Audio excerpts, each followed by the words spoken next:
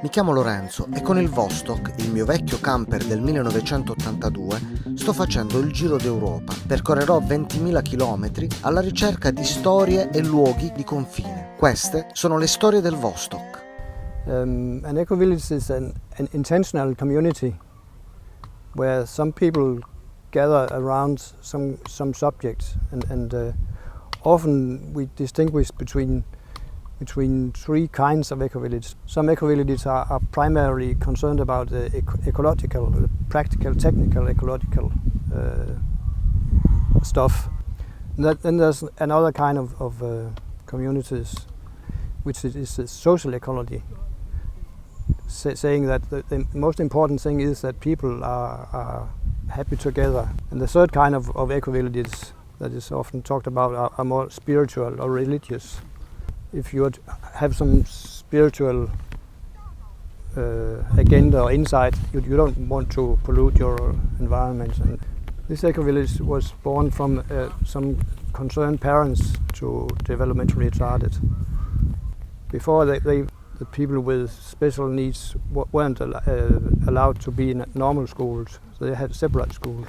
But after the school is finished, then usually they just live in a house somewhere in a normal quarter of a town and do not have contact to other peoples around, and then they're often transported to some workshop far away where they do more or less meaningless work. So they thought, what is the ideal environment for our children when they grow up? And they found that an ideal environment is some kind of a village structure. Well, then they gathered a group together who was like-minded and used, again, I think, a lot of years to prepare it and to find out how we're going to finance it and where is it supposed to be and what it's going to look like. They were very used a lot of time to make, so to say, images. So they started after having tried out 2 or 3 municipalities. They founded this here in Galten, and they found a group of 100 people who each gave 10,000 kroner, 10,000 Danish kroner, so they got 1 million, and they were able to purchase this land. And they started by building this house where I think 11 of the development retarded could live together. And then people started moving in and building their own houses, and the village foundation, who bought the land, started preparing the land for houses and then selling it, and then people could build a house, and then they got some more money, and then they could make some more things. And they started making these workshops. They made the stable and the bakery and the garden house. And now we are 136 people, of which 26 are people with special needs. And there's a flourishing economy. There's a flow of money through the place. The little village that we are situated close to are also benefiting from this place in different ways. There are kind of 3 organizations involved in this who are cooperating. And it's the cooperation of these 3 that is kind of special to Herta.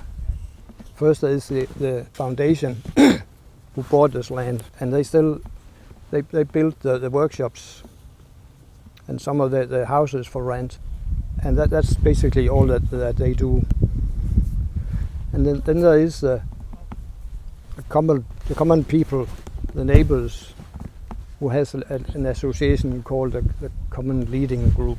6 times a year, all the villagers meet and discuss what is important. And then there's the institution, which take care of the pedagogic work with the people with special needs. The cooperation of these 3 parts and are essential for this place to exist. Well, typically they start with a gathering in the hall, and the calendar is gone through what's going to happen today. Some are going to the dentist, and there are coming these journalists who want to introduce all kind of things that's going to happen. So they get a picture of what is the day consists of. And then they are wished happy work, god arbejdslyst, and then they go out in the different workshops and work there until about midday, where there's a dinner. There's a kitchen workshop also who prepare dinner for all of the young people here. And then in the afternoon they're doing more whatever they want to do. So that's a normal day, so to say. It's very differentiated offering we have here. Also the work they do are fitted to their needs. Some might want to sit in the weaving room and just weaving, very routine work, and others like to be around the cows and help milking them, or making farm work, or as we can see here, some are prospering in the garden and feel very good about that.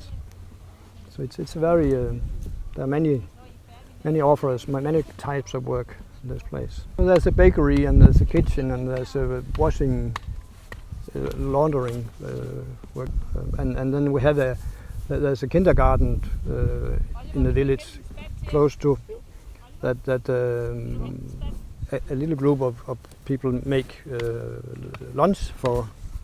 They make lunch for about 100 pupils, and we can mirror ourselves in them. They are kind of extreme parts of what we all have in ourselves, so we can learn a lot from them, because we have the same in us. If we look a little bit, they're just a little to the extreme, one side or another side. So it's very you learn a lot about yourself. The plan is that we are going to be 150 people in total, and not expanding from that.